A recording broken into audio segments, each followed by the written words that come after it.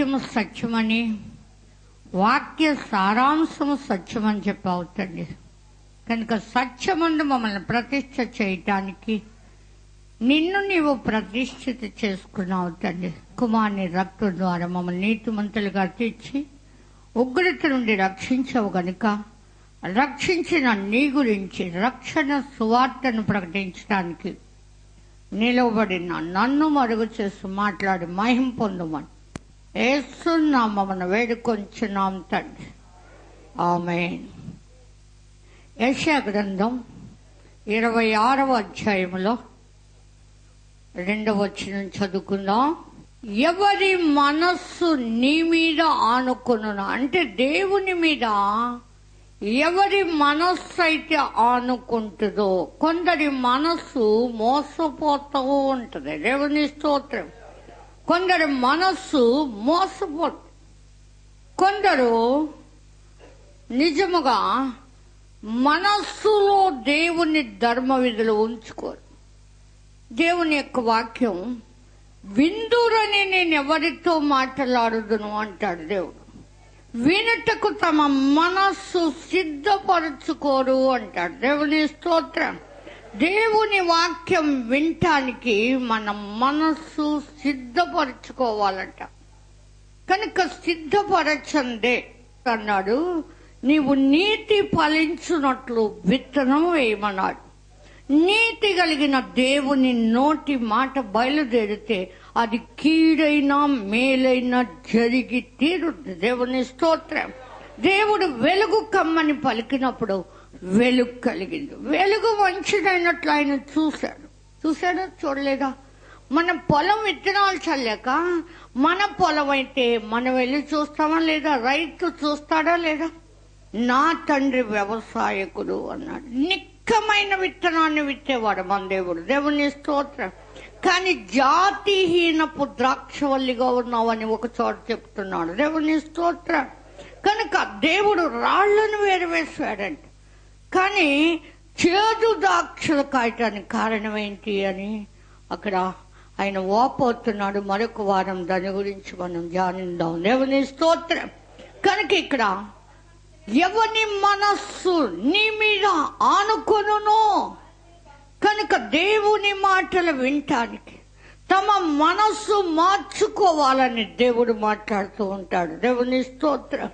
దేవుని మాటలు జీవము కలిగినవి, దేవుని మాటలు ప్రభావము కలిగినవి, దేవుని మాటలు మహిమ కలిగినవి. పరలోకమందున్న దేవుని మాటే సర్వలోకములో సమస్త జీవరాశుల్ని సృజించింది. అంతేకాదు, మనం తినే ఆహారము, కట్టే వస్త్రము కూడా ఆయన మన కొరకు సిద్ధపరచటానికి మాట్లాడిన మాటను బట్టే భూమి విత్తనాలిచ్చే ఫలవృక్షాల్ని మొలిపించింది. దేవుని స్తోత్రం. అంత గొప్ప దేవుని మాట, అంత గొప్ప దేవుడు నీతో మాట్లాడితే ఆ మాటలు వినే చెవి నీకు ఒకవేళ లేదేమో. సామెతల గ్రంథంలో దేవుడు అంటున్నాడు, సామెతల గ్రంథంలో వినగల చెవి, చూడగల కన్ను, ఇవి రెండు యెహోవా వల్ల కలిగిని అన్నాడు. వెలుగును కలిగించిన దేవుడు నీకు చెవి ఇవ్వలేదేమో. ఇంకా దేవుని మాట వినే చెవి. యేసు ప్రభు చెప్పాడు, ఆత్మయున్న దేవుడు, ఆత్మ సంఘములతో మాట్లాడే మాట చెవి గలవాడు వినుగాక. ఆనాడు శాస్త్రులు పరిసయ్యులకు చాలా కోపం వచ్చింది. మాకెందుకు లేవు చెవులు? ఎందుకు ఇలాగ అంటున్నాడు? వడ్లవాని కూడా కీ పాండిత్యం ఎక్కడొచ్చింది అన్నవాడే విమర్శకులయ్యి విరోధముగా తలంచారు. కానీ ఆత్మ కలిగిన వారే దాన్ని గ్రహించగలరు. దేవుని స్తోత్రం. ఎవరిని దేవుడు ప్రేమించాడో, ఎవరికి ఆయన సంకల్పించింది బయలుపరచాలనుకున్నాడో, ఎవరి చెవులైతే ఆయన నిర్మించాడో వాళ్లే ఆ మాట వింటారు. దేవుని స్తోత్రం. ఎవరి కన్నులు తెరిచాడో వాళ్లే ఆయన మాట వింటారు. దేవుని స్తోత్రం. లూదియా హృదయాన్ని తెరిచినప్పుడు దేవుడు పౌలు మాటల యందు లక్ష్యముంచిందంట. దేవుని స్తోత్రం.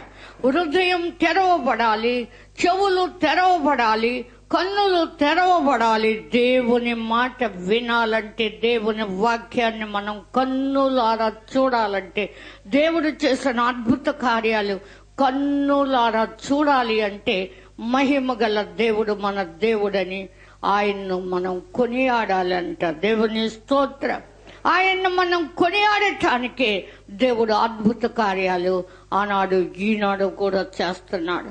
ఆనాడు మోషే ద్వారా చేస్తే మన కడుపు నిండదు. ఆనాడు యేసు ప్రభు చేసిన అద్భుతాలు ఆనాడు మనం చూడలేదు.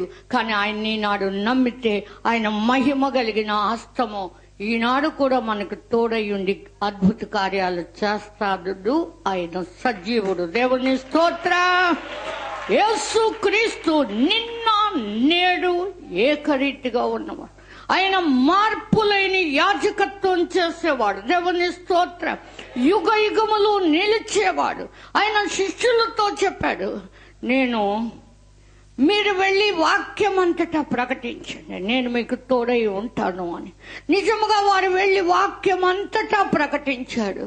వారికి ఆయన సహాయకరుడుగా, మార్కు సువార్త 16వ అధ్యాయం చివరి వచనంలో ఉంది, సహాయకరుడై వెనువెంట జరుగుతూ వచ్చిన ఆ ఆశ్చర్య కార్యాల ద్వారా, సూచక క్రియల ద్వారా వాక్యాన్ని స్థిరపరిచాడట. వాక్యం మీలో స్థిరపరచాలి దేవుడు అంటే, మీరు వాక్యాన్ని శ్రద్ధగా వినాలి. దేవుని స్తోత్రం. వినువారు నీతిమంతులు కాదు, కానీ విన్నట్టుగా ప్రవర్తించేవారు నీతిమంతులు. దేవుని స్తోత్రం. దేవుని మాట ఎవరు విన్నారు? నోవహు విన్నాడు. ఇంకా ఈ కుమారులు కూడా విన్నారు, కోడళ్ళు కూడా విన్నారు, భార్య కూడా వినరు. మన మాట మన ఇంటిలో వింటున్నారా? వినరు. మనలోనే ఉందేమో, మన స్వబుద్ధితో మనం ఉన్నామేమో. వాళ్ళు ఎలాగోలాగో బతుకుతారులే, మనకి తెగులు వచ్చి నమ్మాం ఈ యేసు ప్రభుని. కొత్త దేవుడు, కొత్తగా నమ్మాం. మన పితరులందరూ సేవించిన ఆ దేవతలు దేవుళ్ళు ఒకవేళ వాళ్ళకి తోడై ఉంటాయేమో. ఏమి కాదు, దేవుడు ఒక్కడే. దేవునికి నరులకు మధ్యవర్తి ఒక్కడే. దేవుని స్తోత్రం. ఆయన నీతి రాజు. ఆయన పరిపాలనలో దుఃఖము లేదు. ఆయన పరిపాలనలో కుంటివారు లేరు, గుడ్డివారు లేరు, ఊచ కాళ్ళు చేతులు గలవారిని అందరినీ ఆయన బాగు చేశాడు. అపోస్తుల్ని బాగు చేయమన్నాడు. దేవుని స్తోత్రం. పిలిచిన వారికి అధికారం ఇచ్చాడు. దేవుని స్తోత్రం. ఇవ్వటమే కాదు, తండ్రి యొక్కయు కుమారుని యొక్కయు పరిశుద్ధాత్మ యొక్కయు నామములో వారికి బాప్తిసమిస్తూ, నేను మీకు ఏ ఏ సంగతులు బోధించానో వారికి అంతకాలం బోధించిన సంగతులన్నీ వారు ఈ బాప్తిసం పొందిన వారికి నేర్పాలట, బోధించాలట. దేవుని స్తోత్రం. విన్న సంగతులా విననయ్యా? వాళ్ళు విన్నారు. విన్న సంగతులు వారు విడిచిపెట్టి కొట్టుకుపోయేవారు. గాలికి కొట్టుకుపోయినట్టు వారి ప్రయాస వ్యర్థం. దేవుని స్తోత్రం. కానీ శిష్యులు ఆయన బోధ విన్నారు. విన్నటువంటి వారి మీదకి పరిశుద్ధాత్మను ఆయన పంపాడు. దేవుని స్తోత్రం. వారు బయలుదేరి వాక్యం అంతటా ప్రకటించారు.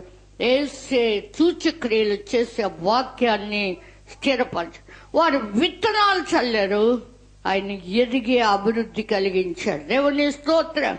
ఉదయం అస్తమయం నీ విత్తనాలు విత్తు, సాయంకాలం అయిపోయింది ఎందుకులే అనుకుంటా కూడా లేదు. వాక్యము సమయమందు అసమయమందు ప్రకటించమన్నాడు. ప్రకటించాలి. దీనికో సమయం లేదా అంటారు. స్టేజీ కాదు. ఆయన అరణ్యములో బోధించాడు. ఆయన సమాజ మందిరములో బోధించాడు. ఆయన నిజముగా మరియ మార్తల ఇంటికి వచ్చి బోధించాడు. మరి ఆయన పాదాల దగ్గర కూర్చుని వింది. ఆమె ఉత్తమమైన దాన్ని ఏర్పరచుకుందట. అవసరమైనది ఒక్కటే. ఆమె మాట నువ్వు ప్రయాసపడుతున్నావు, తొందరపడుతున్నావు, కానీ అవసరమైనది ఒకటే. మరియా ఏర్పరచుకుంది ఉత్తమమైన దాన్ని. దేవుని స్తోత్రం. ఉత్తమమైన దేవుని మాటలే సువార్తకు మూలము. దేవుని స్తోత్ర. సువార్త అంటే నిన్ను బ్రతికించేది, సువార్త అంటే నిన్ను నడిపించేది, దేవుడు ఉన్నాడని నీకు బలాన్ని ఇచ్చేది. దేవుని స్తోత్ర. యేసు సజీవుడని, యేసు నిన్ను నడిపించేవాడని, నీతో ఉండేవాడని, నీలో ఉండేవాడనేది, నిన్ను స్వస్థపరిచేవాడనేదే సువార్త. దేవుని స్తోత్ర. దేవుని స్వరూపి అయిన క్రీస్తు మహిమను కనపరిచే సువార్తలో ప్రకాశం కూడా ఉందట. దేవుని స్తోత్రం. 2 కొరింథీ 4:4 ఈ మాట ఉంది. కానీ అవిశ్వాసుల యొక్క మనోనేత్రము ఈ యుగ సంబంధమైన దేవత గుడ్డితనం కలుగజేస్తుందట. అవిశ్వాసులు విన్నా గాని గ్రహించరు, గ్రహించిన నమ్మరు. దేవుని స్తోత్ర. నమ్ముతారా వాళ్ళు? అబ్రహాము దేవుడిని నమ్మాడు, కలలో కనబడినా నమ్మాడు, ప్రత్యేకంగా కనబడినా పరిగెత్తుకెళ్ళాడు. అట్టి ధైర్యం కావాలి, అట్టి నిరీక్షణ కావాలి. నిరీక్షించిన దేవుడు మాట్లాడాడు, బయటికి పిలిచి ఆకాశ నక్షత్రాలను చూపించాడు. నీ సంతానం అలా ఉంటుందని. అబద్ధమైందా నిజమైందా? వాటిని లెక్క పెట్టగలవా? లెక్కించలేదు. కనుక నీ సంతానం ఒక్కడిని ఇవ్వలేదు. నాకు తీరా 100 ఏళ్ళు వచ్చినాయి అన్నాడా? కనుక మృతతుల్యమైన గర్భము ధరించిన సారా కూడా బలాన్ని పొందగలిగిందంటే విశ్వాసము వలన కలిగిన బలమే. దేవుని స్తోత్రం. నువ్వు వింటే విశ్వాసం అవుతావని, దేవునికి ఇష్టడు అవుతావని, ఇష్టరాలు అవుతావని, దేవుడు నీతో ఉంటాడని, లేక దేవుడు నీలో ఉంటాడని ప్రకటించేదే సువార్త. దేవుని స్తోత్రం. యేసుక్రీస్తు నీ కొరకు జన్మించాడని, నీ దుఃఖాన్ని నాట్యముగా మార్చుటకు సమర్థుడని. దేవుని స్తోత్రం. ఆయన ద్వారా రక్షణ పొందటానికి నిన్ను పిలిచాడు గాని ఉగ్రత పాలవటానికి పిలవలేదని ప్రకటించేదే సువార్త. దేవుని స్తోత్రం. నమ్మిన వారికి రక్షణట, నమ్మని వారికి శిక్షట. నమ్మిన వాడు క్రీస్తులోకి వస్తారట, నమ్మని వాడు అక్కడుండి చూస్తారట. ఇరుకు ద్వారమున ప్రవేశింప పోరాడు. అమ్మ బాబాయ్, అంతిరుక ఎలా నడవగలం అన్నవాడు అక్కడే ఉంటాడు. పోరాడిన వాడు జయించి లోపల ప్రవేశిస్తాడు. దేవుని స్తోత్రం. జయించు వారిని, పోరాటంలో జయించిన వాడిని తండ్రి సింహాసనం మీద నేను కూర్చున్న ప్రకారము జయించిన వాడిని నాతో కూడా నా సింహాసనం మీద కూర్చుండని.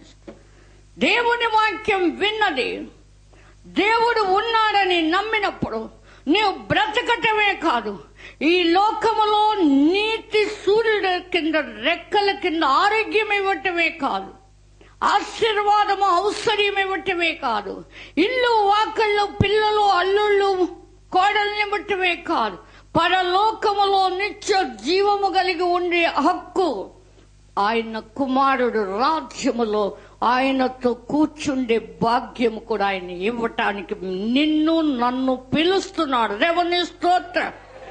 నీతి మార్గములో జీవము గలదు, దాని త్రోవలో మరణము లేదని ఎప్పుడు జ్ఞాని అయిన సొలొమోను దైవ జ్ఞానంతో చెప్పాడు. నడక బాగోలేదు గాని చెప్పవలసిన అన్ని చెప్పే చనిపోయాడు. ఎవరు? సొలొమోను. కన్ను కాసుకోలేక, మనస్సు కాసుకోలేక, రాజైనందువల్ల రాజ్య పరిపాలనలో తనకి ఎదురు చెప్పేవాడు లేడు గనుక సొలొమోను దారి తప్పి భ్రష్టుడైపోయి, ఇదిగో నీ కుమారుని చేతిలో నుండి రాజ్యం తీసేస్తాను, కానీ దావీదును గుర్తు చేసుకుని ఒక్క గోత్రానికి